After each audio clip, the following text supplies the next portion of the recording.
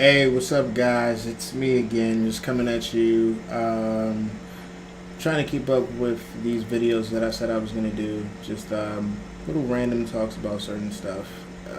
Let's see. It's a beautiful night, Thursday, November 8th. It's like 11:40 p.m. or something. I just got off work.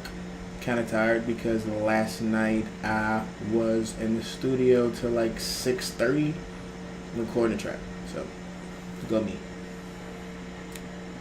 But anyway, tonight's topic is gonna be I'm gonna say it's a serious one. Sometimes I'm gonna do really stupid just rants and just people can relate to, and then other times I'm gonna talk about more real life shit, more shit that is like what's the word? Relevant to your life. Try to do it within probably like 10 minutes or so. I don't want a video to go over that.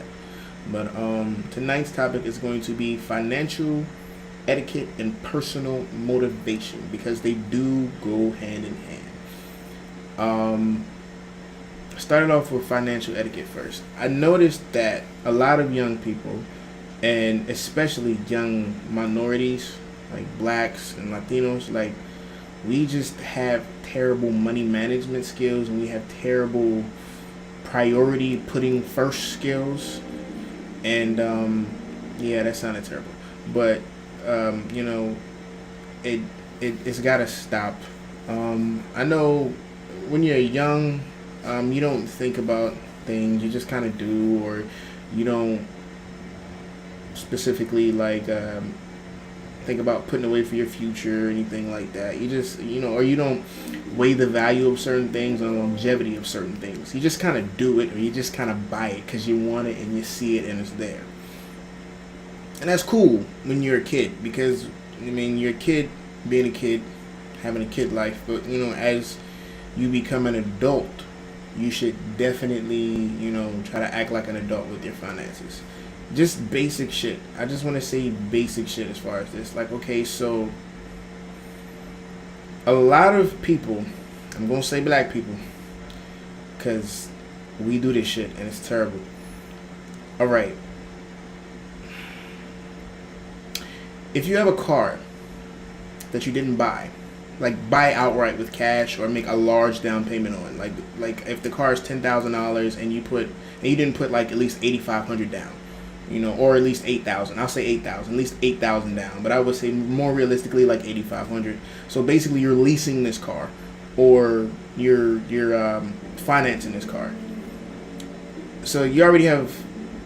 Technically, the car is not yours because the bank still owns it. Because if you default on a payment, the bank will take that shit back. So we'll say that a car that you do not outright own. We got that first. Then secondly, we'll have something like, okay, rims on a car. Now, you don't buy those rims outright. You go to some place like Rim Time or Rim Shop or Big Bubba's Rims or some retarded shit like that, and you finance, or Rent-A-Center. Rent-A-Center rents rims now. I didn't know if y'all knew that, but or rent it, some place where you lease the rims. Okay, so now you've leased rims and you've leased the car. Then you go put a system in the car. And you don't buy the system outright either, because you go to Best Buy and they got this deal where if you buy the system, or if you sign up for a credit card, you get like 15% off. So now you got the system not paid for either. So what exactly do you own? You don't own the rims. You don't own the rims. You don't own the car. You don't even own the stereo you put in that bitch. But you riding big though. Now that's a positive investment to you. Like that's not smart. It's not smart at all. What would be a smarter thing, or one rule that I have lived my life by ever since I got rid of my credit cards, because I'm still in credit card debt, but my shit about to drop off because I'm about to turn 25. So, but yeah, my credit cards are about to drop off, but I still have credit card debt from dumbass things that I did when I was younger, man. Like just buying sneakers and shoes. Some of the credit cards was used. I was in Florida then. I was going to school, so some of that credit card debt was used to eat, and buy I ain't gonna front, buy clothes and shoes, go out, travel backwards and forwards from Florida to North Carolina, stuff like that. So some of those were valid purchases. Most of that shit wasn't. So now, all the shit that I bought with that credit card, I don't even have anymore. Like, this was 4 or 5 years ago, almost 6. Like, I don't even have none of that shit no more. I don't, or I barely wear it. Like, I still have some of the shoes that I bought, but I mean, I can't think of one, like tangible thing that I have that I spent all this fucking money on, that I put myself in, financial debt for. So that wasn't a smart decision. When it comes to credit cards, when it comes to credit in general, leasing, financing, things like that, I've come to understand that there's one rule that goes with that for me. If you can't drive it, if you can't live in it, don't put that shit on credit. If you don't have enough money to buy something outright, you don't fucking need it. I mean, if it ain't a house or a car to get you from point A to point B, then you don't need it. You really don't need it. If you can't save up the money to get that, if you don't have enough self-discipline to save up the money to get what you want, it's a short-term goal. It's not even like, you want some rims for a car. The rims are $2,200. It should take you, depending on your job, it might take you a month, 2 maybe, but I mean, at least when you get the rims, they're yours. That's something that you own. You don't got to worry about somebody coming to take the rims back if you miss a fucking payment. Shit like that. So that's my basic wisdom on that. If you can't live in it or drive it, don't finance it. Don't put anything on credit. That's retarded. That's a trap. I mean, like, you don't even really, you need credit, to do certain things in life, but it's not even, so yeah, don't do it. If you can't, I'm gonna repeat this because some people really don't understand the logic in this. It's beautiful logic. If you can't, let me close up. If you can't live in it or drive it, don't put it on credit. You don't need it. It's nothing that you need in an emergency way. And I need to shape up, and you can see that. That's terrible. But yeah, so that's the first thing. I haven't even got no personal motivation in the videos, like at 7.5 minutes.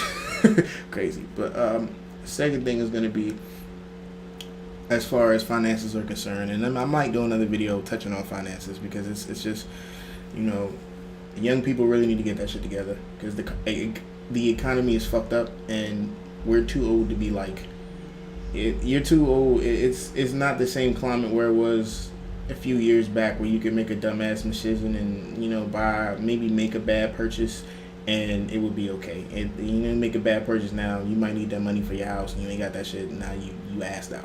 You living with your mom or your cousin Pookie, all that shit. You don't need that. But the second thing is always live a little below your means. Not saying live dirt poor. Not saying, okay, I'm just gonna use an example. If you make $1,000 a month and you're looking for a place to stay, okay, the nice, extremely nice, gorgeous apartment or house or whatever, that shit is $800 a month. And you want to stay there. But there's a spot down the street that's like, I'll say $700 a month. Maybe $650, $700 a month. And that spot is a little bit down the street. It's not even, it's not even maybe 5 miles. It's not even, it might not be as nice as a neighborhood. It might not have a gate or, it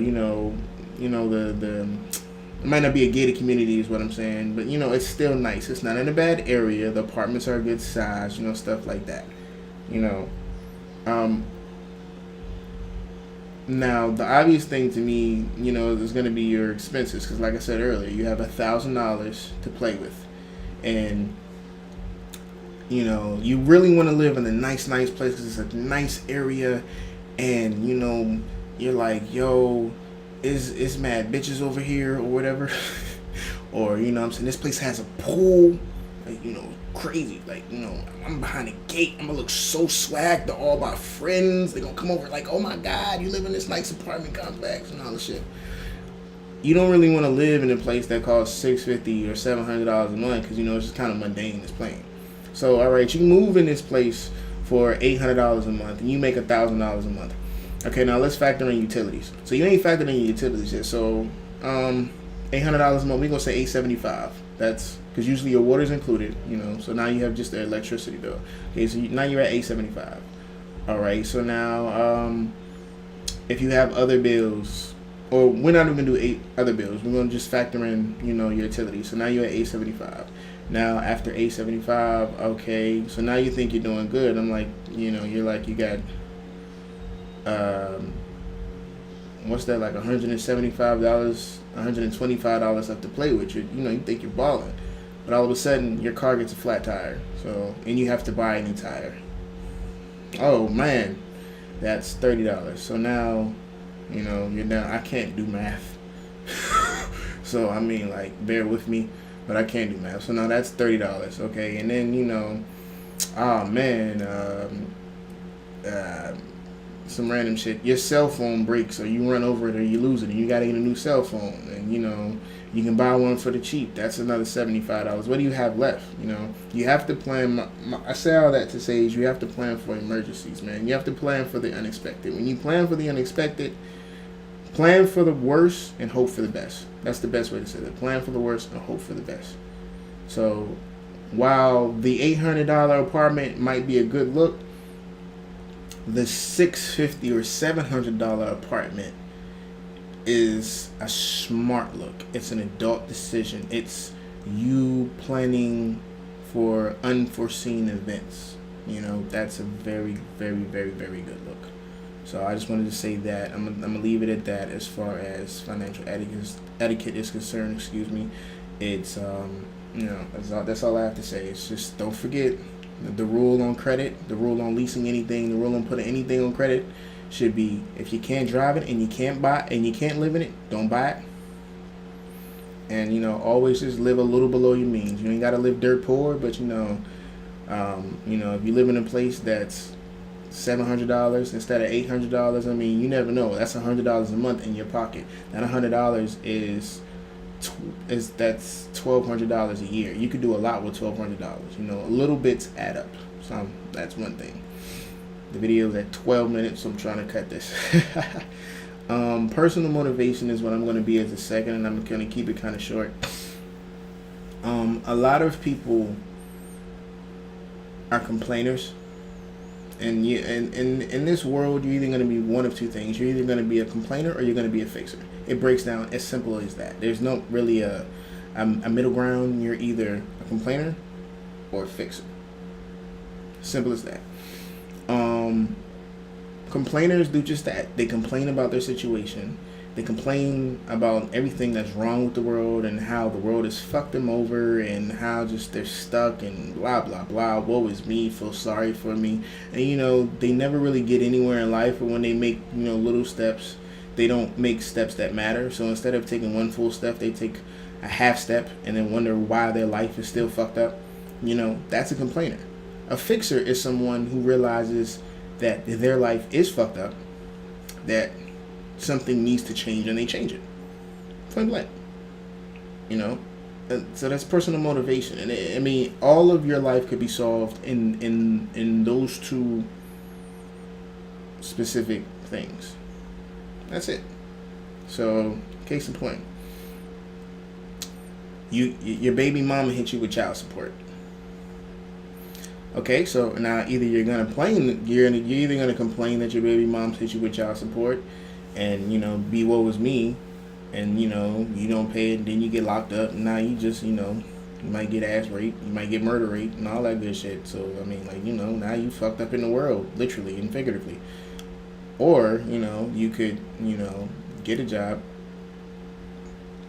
and pay your child support, not be in jail, and then take it a step further, get a better job or get more than one job, and, you know, do good.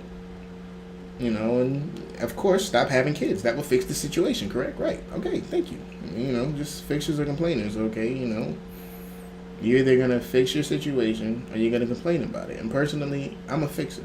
I've always been a fixer. I've always been a fixer. I will say that I've always been a fixer in life, but up until recently, I've become a very efficient efficient fixer. I look at my life abstractly, and I look at it and say, okay, I don't like this aspect, so how do I change this aspect? I don't like that I have to wake up at 6 o'clock in the morning to go to work. So how do I change waking up at 6 o'clock in the morning to go to work? I can complain about it, or I could say, hey, let me try to get a better shift, or do you want better, get a better job, so that way I don't have to work at 6. I don't have to wake up at 6 o'clock in the morning. You understand what I'm saying? It's just little simple shit like that. When you take steps to control your life, you can control your life. It's that simple. So yeah, I mean, that's gonna be it. Went a little bit over time, but I try to keep the videos as candid as possible. I don't really like write out a script form or anything. I just have a basic idea, and I just say what comes to mind, and I try to do it as concisely as possible. So yeah. But anyway, you got questions, comments, concerns, hit me up. Peace.